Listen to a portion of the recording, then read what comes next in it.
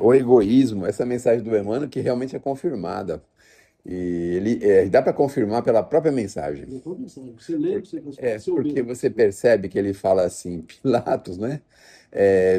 Podia fazer muita coisa e simplesmente lavou as mãos, né? Por quê? Que ele tinha aquele problema do Pilatos com a esposa, com a Lívia. Por isso que ele, Presente na cena. Deus tem mais graça por que que que ele trouxe esse assunto, né? Por que que ele citou esse nome, né? quem estava presente na cena. Estava presente na cena. Então, dá para perceber que essa mensagem realmente é do Emmanuel, esse Emmanuel que nós conhecemos através da psicografia do Chico. Mas é um tema interessante porque a gente já ouviu falar tanto de egoísmo, egoísmo, egoísmo, mas sem perceber a gente comete o egoísmo às vezes a cada instante, a cada momento, né? Então, por exemplo, aqui entre nós, como que o egoísmo se manifesta, por exemplo, né? A gente vê os nossos irmãos indo embora embaixo de chuva e a gente pega o nosso carrinho, vai embora e, eu não vou pro lado dele mesmo, que se dane, né? Não tô nem aí. Deu bater no metrô, pelo menos, né?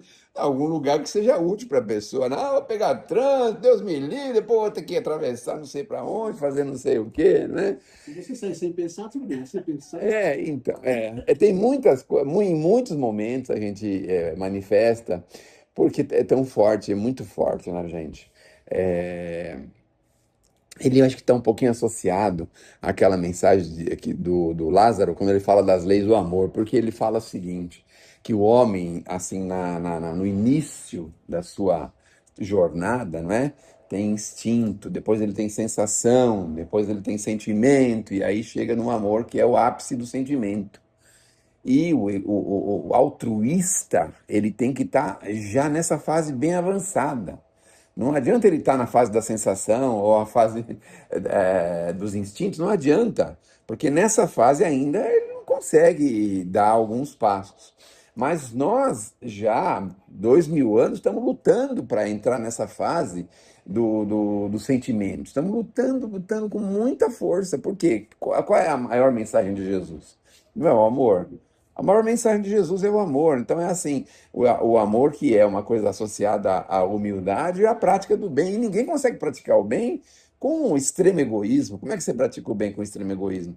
Você vai fazer algum tipo de favorecimento, você vai favorecer daquilo que você tem, que você nem quer mais, você quer jogar fora aquilo. Então, aí você aproveita e faz, favorece, mas não tem lá dentro enraizada aquela ideia de favorecer grandemente, de favorecer uma pessoa de uma forma melhor, uma forma maior. Então, o egoísmo ele é muito discutido, mas muito pouco praticado. Por quê? Também nós estamos um pouquinho com os pés para trás do sentimento. Então, está associado ao sentimento, né? Agora, imagine, a proposta aqui, até o Gonçalves falou sobre isso, né? Que a caridade é o amor em ação.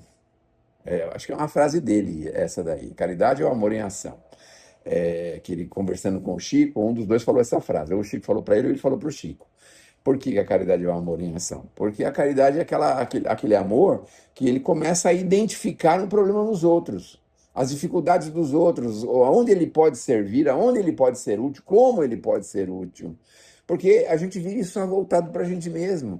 Você pega um ônibus, pega uma condução, pega qualquer coisa na rua, vai fazer uma consulta num posto de saúde, vai fazer qualquer coisa, você está pensando em você mesmo. Certa feita, a gente não pode falar de si mesmo, né? Mas eu tenho um amigo meu que uma vez foi fazer uma palestra lá longe, lá na divisa de Diadema, e ele era muito esperto, ele falou assim, vou pegar o ônibus no ponto final. Foi lá na Praça Princesa Isabel pegar o ônibus para ir sentado, daqui até lá, a divisa de Diadema, né? É 1 hora e meia mais ou menos a viagem. Bom, tudo bem. Aí pegou o ônibus, foi sentadão, né? Quando ele foi descer, ele desceu, parece que uma voz disse para ele assim, mas você não vale nada, minha mãe. Você não vale nada, você é extremamente egoísta. Mas que foi que eu fiz, meu Deus do céu? Olha a lição. Você veio 1 hora e meia sentado. Aonde você estava antes de ir para o ônibus?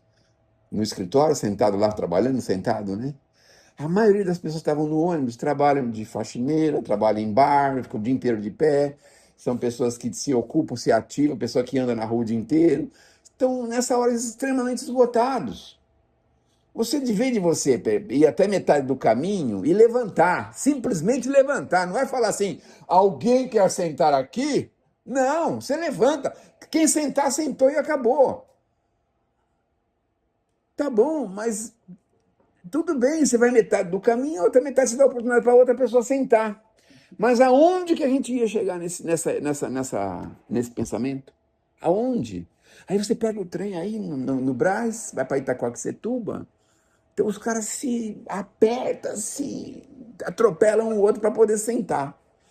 Aí ele só desce assim quando o trem vai apitar para sair. Aí quando o trem, a portona está aberta, o trem apita para sair, ele sai correndo, desce.